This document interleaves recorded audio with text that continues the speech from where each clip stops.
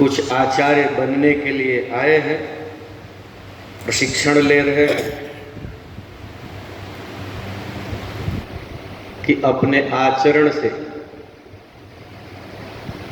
हम एक राष्ट्र का निर्माण कर सकें। उन बालकों में जो हमारे राष्ट्र के भविष्य हैं, राष्ट्र के दीपक हैं, उनको अपने आचरण से हम एक अच्छा व्यक्ति बना सकें, राष्ट्रभक्त व्यक्ति बना सकें, जो अपने राष्ट्र के लिए जिए, अपने समाज के अंतिम पंक्ति के लिए जिए। और विद्या भारती ने अपने लक्ष्य में भी कहा है, गिरी कंदराओं में, जंगलों में, वनों में रहने वाले अभावग्रस्त सभी बंधु बांधव मेरे भाई हैं, और उनको अपना मान करके उनकी पीड़ा को दूर करने के लिए हम कार्य कर रहे हैं।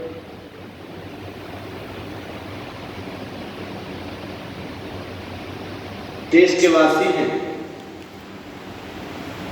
अपना देश कोई सामान्य देश नहीं।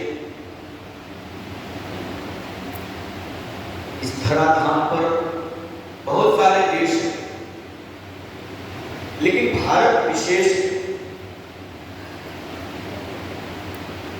बृहस्पति पुराण में लिखा है, हिमालय समारभ्य यावदिन्दु सरोवरम तन देव निर्मितम देशम हिंदुस्थानम प्रचक्षते। हिमालय से प्रारंभ होकर हिंदू महासागर तक यह फैला हुआ भूभाग यह देवताओं द्वारा निर्मित है, जिसको हिंदुस्तान नाम से हम जानते हैं। और कहा गया है कि देवता भी तरसते हैं इस भारत भूमि पर हम पैदा लेकर धन्यता प्राप्त करें। ऐसी है पुण्य भूमि। मनुष्य नहीं तो कीड़े मकोड़े में भी मेरा जन्म हो जाए भारत भूमि में, मैं धन्य हो जाऊं, ऐसी मान्यता है कि देवता भी तरसते हैं। ऐसी है धन्य भूमि। सुनते हैं कि कहीं ईश्वर के दूत आए, कहीं ईश्वर के पैगंबर आए, लेकिन इस भारत भूमि पर साक्षात ईश्वर आए, राम कृष्ण के रूप में इस धूल में उतरित हुए, और इस धूल को धारण करके, इस धूली से स्नान करके, इस धूली के प्रभाव से नर से नारायण बने। ऐसी महिमा अपनी इस प्रिय मातृभूमि के बारे में कहा गया है। गंगा मैया के बारे में भी कहा गया है,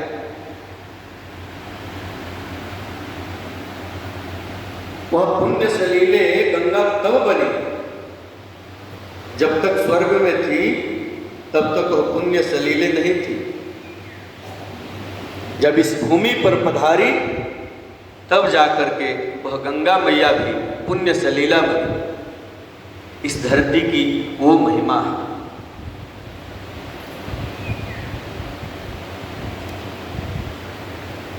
विष्णु पुराण में लिखा है, उत्तरम यत् समुद्रस्य हिमाद्रश्चैव दक्षिणम वर्षं तद् भारतम नाम भारती यत्र संततिः। समुद्र के उत्तर में, हिमालय के दक्षिण में जो बसा हुआ भूभाग है वह भारतवर्ष है, और उस भूमि पर रहने वाले हम सभी उसके संतान हैं। मां भारती संतति ही यजुर्वेद में भी लिखा है, भूमि माता पुत्रो अहम प्रतिज्ञा, यह धरती हमारी मां है, हम इसके पुत्र हैं। और इसलिए दुनिया में जितने भी देश हैं उनको मां नहीं कहा, मात्र भारत भूमि है जिसको भारत माता कहा। यानी हमारे पूर्वजों के अंदर कितनी उत्कट राष्ट्र भक्ति थी कि मानव योनि की सर्वोत्कृष्ट रिश्ता मां पुत्र का, उस रिश्ता से इस देश को जोड़ा। और देश मेरी भारत मेरी मां है और मैं इसका पुत्र हूं। और केवल शब्दों से जोड़ा ऐसा नहीं, उसके लिए उसी प्रकार से जीवन जिया।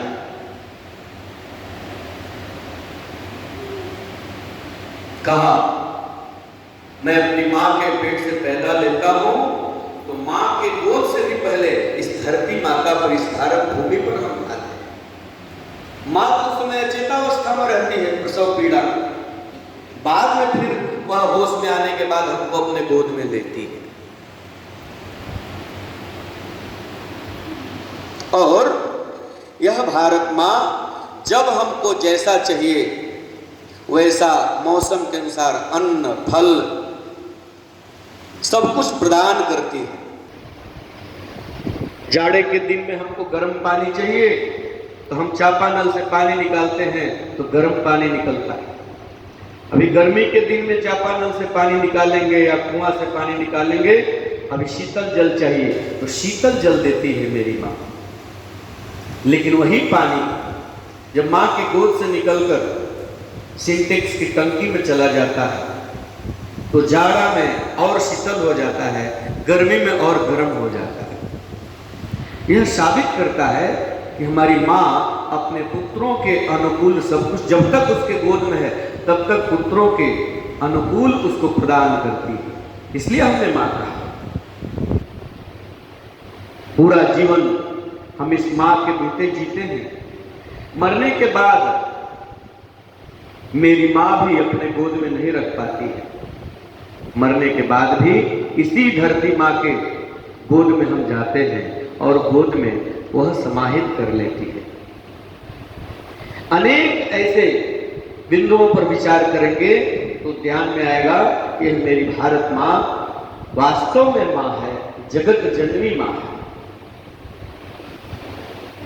और इसलिए महर्षि अरविंद ने साक्षात भवानी भारती के रूप में साक्षात्कार किया भारत माता का।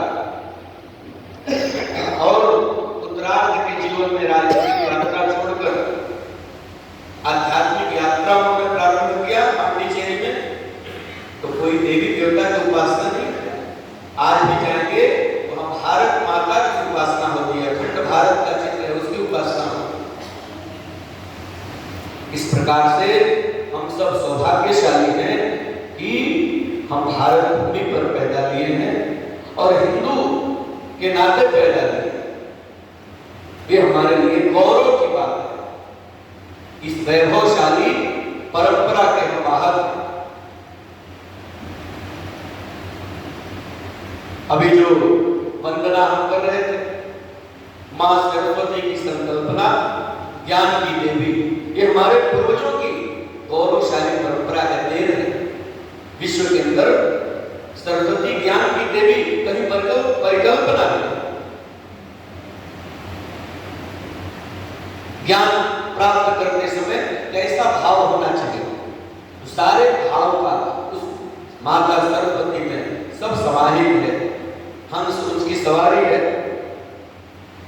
हंस के बारे में कहते हैं कि पानी और दूध मिला दिया जाए तो पानी को अलग कर देता है, दूध को अलग कर देता है। यानी ज्ञान को प्राप्त कर लेना, सकारात्मक ज्ञान को और नकारात्मक ज्ञान को छोड़ देना। श्वेत वस्त्र है मां का, यानी ज्ञान प्राप्त करते समय हमारा जीवन धवल होना चाहिए, चरित्र उज्ज्वल होना चाहिए, मन पवित्र होना चाहिए, बुद्धि बेदार होनी चाहिए, तभी हम अच्छे ज्ञान प्राप्त कर सकते हैं।